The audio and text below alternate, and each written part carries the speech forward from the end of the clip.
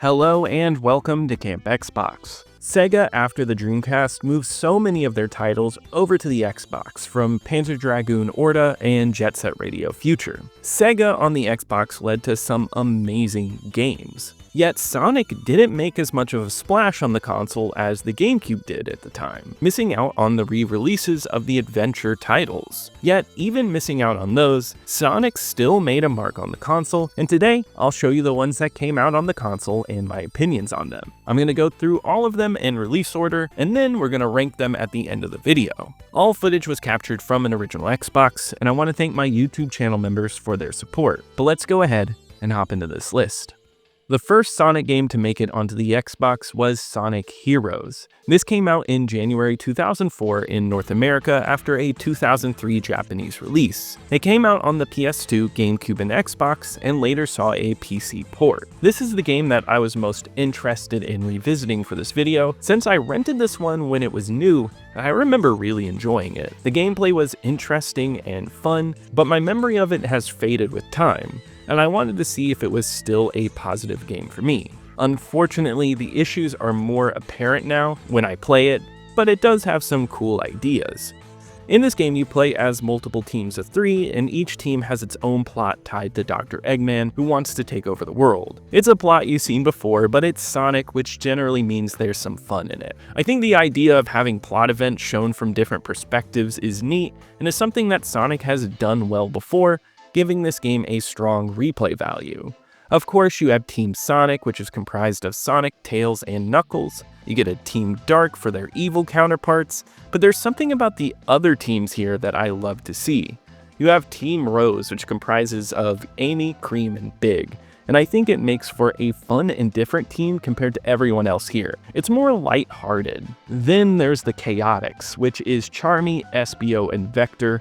And this game was my intro to these characters, which have some of the coolest designs out of any characters in the Sonic universe. Each team has a setup of flying, power, and speed. They can navigate the courses you visit in various ways, where it might be easier to fly over something, punch through walls, or speed past enemies. In a way, it feels like a puzzle platformer where you're constantly swapping characters that get past the obstacles thrown at you in this platformer. The idea is cool, and depending on the level, I think it's fun, but control issues hold Sonic Heroes back. The controls never feel precise enough, and it feels off to move around, especially when using speed characters. There's a lack of sense of control, and you flail all around. It's just not fun. It leads to slipping off edges or missing items as you go by. Jumping also never feels accurate, especially with lock-on jumps. It never felt like I went exactly where I wanted to go. It would just do something unexpected.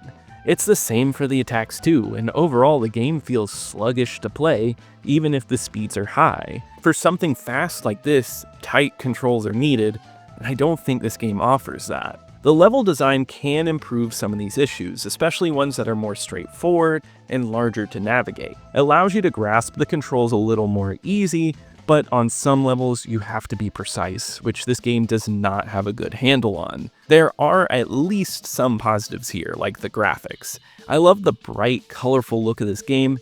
It's overly cheery and brings out some striking locales with bright colors. It feels like it captures the essence of classic Sonic games. And the music matches it too, with some cute compositions that match the happier vibe of this entry. I think it's friendly and accessible with its color palette, and it's in stark contrast to one of the later entries on this list. Unfortunately, I can't say I enjoyed this game like I did 20 years ago. The idea is there with the teams, and I like the game's look, yet it's hard for me to move past some funky controls, and it makes this game feel like a chore for a good portion of it.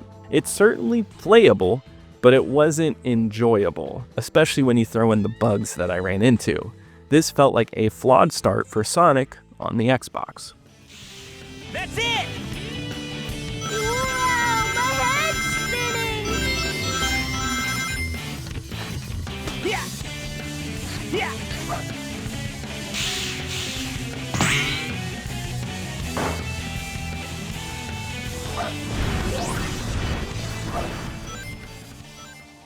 The next Sonic game released was a compilation with Sonic Mega Collection Plus. This is a port of a GameCube game from 2002 and was released for both PS2 and Xbox in November of 2004 in North America and later over the next few months in other regions. This compilation gained an added 6 Game Gear games over the original. This one I've had for a long time, and it's such a solid collection of games. It's hard to think of now since these games have been re-released continuously for years at this point, but for a console gamer at this time, this was a great way to relive some classic games for the first time in a long time.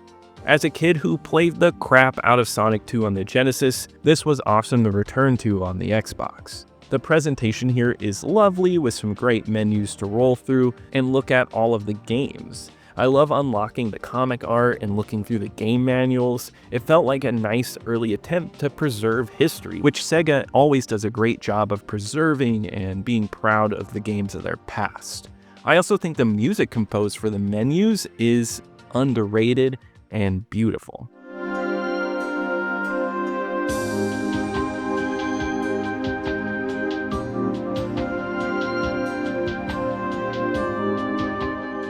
Now, I'm not going to give in-depth reviews of every game here. It would take all day and would need its own video. But I do want to highlight my favorites and some interesting titles. Of course, to start with, you get those first 4 mainline Sonic games with 1, 2, and 3, and Knuckles. You can't go wrong with any of these games as they're all classics. Each of them has unique touches that makes them special. Personally, my favorite has always been the first entry. Of course, this one is simpler without the spin dash move, but I think the simplicity gives this one charm. The music is perfect and the look of it is excellent, and I love the amount of puzzles mixed in with the platforming. The second entry is a near perfect game with some excellent level design and great music. This Sonic game looks clean and has some of the most memorable moments in the entire series. Also, we get introduced to Tails, and the Sonic universe is fully starting to get set up here.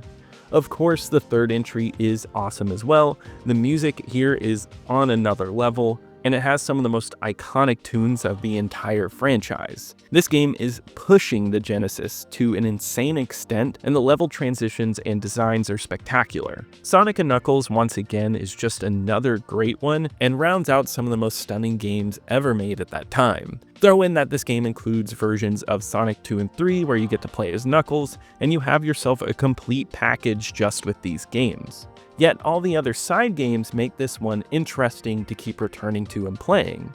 I would be remiss if I did not bring up the excellent Dr. Robotnik's Mean Bean Machine. This is one of the best puzzle games I have played. It's Puyo Puyo, but for the longest time, I didn't know that, and this was all I had. It's one of the best designed puzzle games you could ever play, and it's seriously addicting, and I have some great memories of playing this one with my mom. You also get Sonic 3D Blast, which I have a soft spot for. The controls are a bit odd, but I think there's some fun to be had with that one. You get other non-Sonic games like the Ooze, Rise Star, Flicky, and the awesome Comic Zone. And then you get the 6 Game Gear games. I will say I don't love any of these games in particular, but I do think it's awesome to have them here. All deserve to be preserved, and all of them hold some type of interest. Sonic Mega Collection is a solid compilation of some excellent games all around.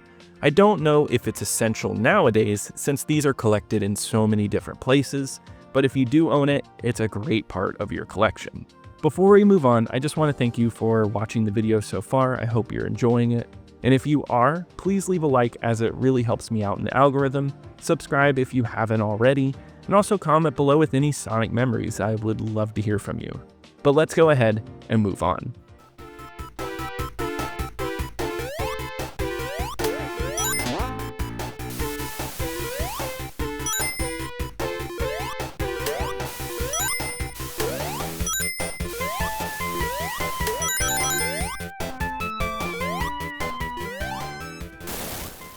The following year, we got Shadow the Hedgehog, which was released November 15th, 2005 in North America for the PS2, GameCube, and Xbox. It also saw releases in Europe and Japan soon after. This is one that I have no prior experience of and only know it by reputation. Though the premises always intrigue me, though after playing it, I do think it's interesting but flawed. One thing about this entry is that the plot is absolutely insane, but I find it to be a good bit of fun. I think it offers an insane ride, which, though I wouldn't say it's good, it's at least entertaining. In this game, you play as Shadow and you suffer from amnesia, only remembering small things like Maria, your best friend who got murdered. There's also a dark entity invading the world, and you have to choose being evil, normal, or good, and that determines the levels you play almost in an Outrun style fashion. This was an element that I think is really cool to see, and it adds replay value to each level, and it's interesting to see where this story goes. The game has that 2000s nu metal edge, and it's a throwback with some extreme music and lots of the use of the word damn, which was shocking for a kid-friendly series at this time. Shadow even uses guns to shoot enemies, which is such a huge change for this franchise. It's fun in a throwback-styled way, and it's so of its time. I love looking at this because it's such a mind-boggling example of trying to make games grittier and more adult when they really didn't need to. The gameplay is another story though. It has clunky controls and rough level design. This game maintains the same speed and movement that I felt in Sonic Heroes. You move fast, but your controls are all over the place, and it feels like you run into things too often. It often doesn't feel accurate enough. It isn't helped that the level design is not tight, and there are some areas in this game that are not fun to play through. It will be fast speeds and then grindingly slow halts to run around objects. It's this stop and go movement that makes this one difficult to trudge through. The gun controls are interesting,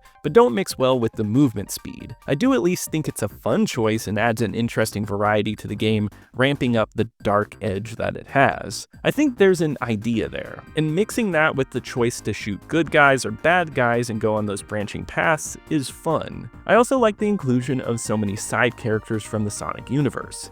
Chaotic showing up is always a welcome treat.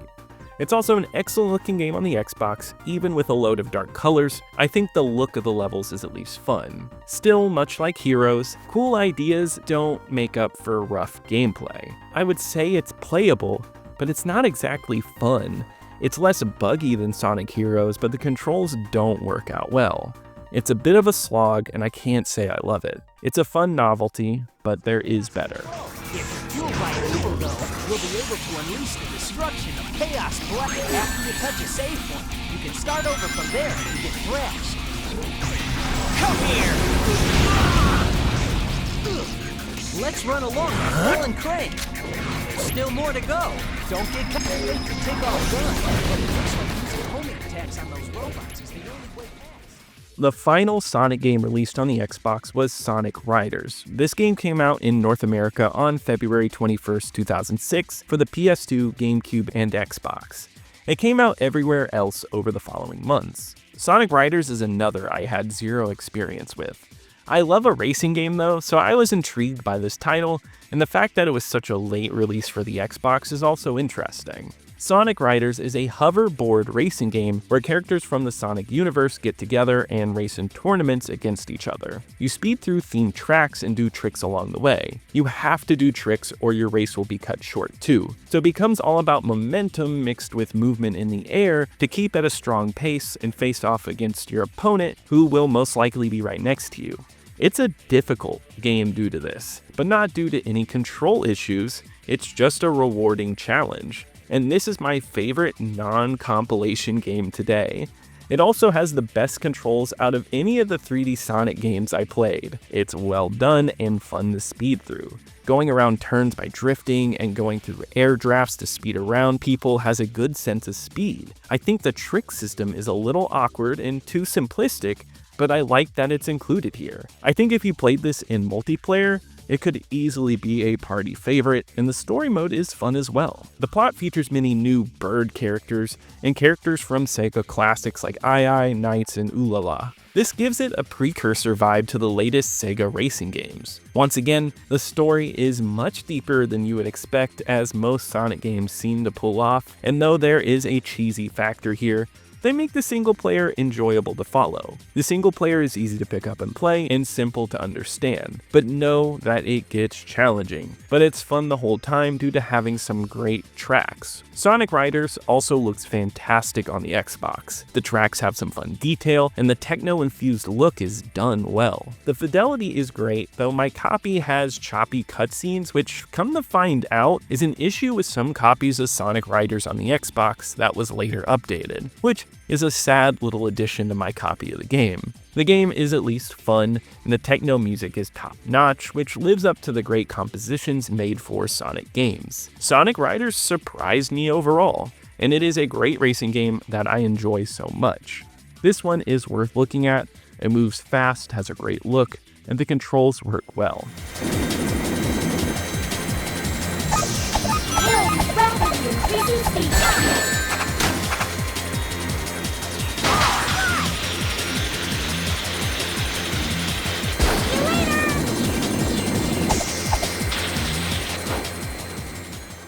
Alright, well let's go ahead and get these ranked up. Right away, I want to say Mega Collection is in a league of its own. It's a compilation of some incredible games, but it is nothing new. I'd say it is the best of the bunch and kinda goes in at number 1 due to the amazing games on it, yet I just want to rank the latest games here and see the brand new titles for this generation. So just know Mega Collection goes in at number 1, but let's see what's the best of the non-compilation games here. So at the bottom is Shadow the Hedgehog. This one is close to Heroes and does some interesting stuff like the use of guns, but it's quite clunky to play. Even if the story is silly and the branching paths are cool, I didn't have much fun with this one. Next is Sonic Heroes, which has the same clunky controls, but I think the puzzle aspect makes it a little more bearable. I like the idea of the teams and swapping between the 3 characters and traversing levels in different ways. I also found the colorful look to be far better than Shadow the Hedgehog. It's still not a perfect game though, but I'd rather play this one over Shadow. The best game of the 3D Sonic titles is Sonic Riders. This one had far fewer issues and is just plain fun.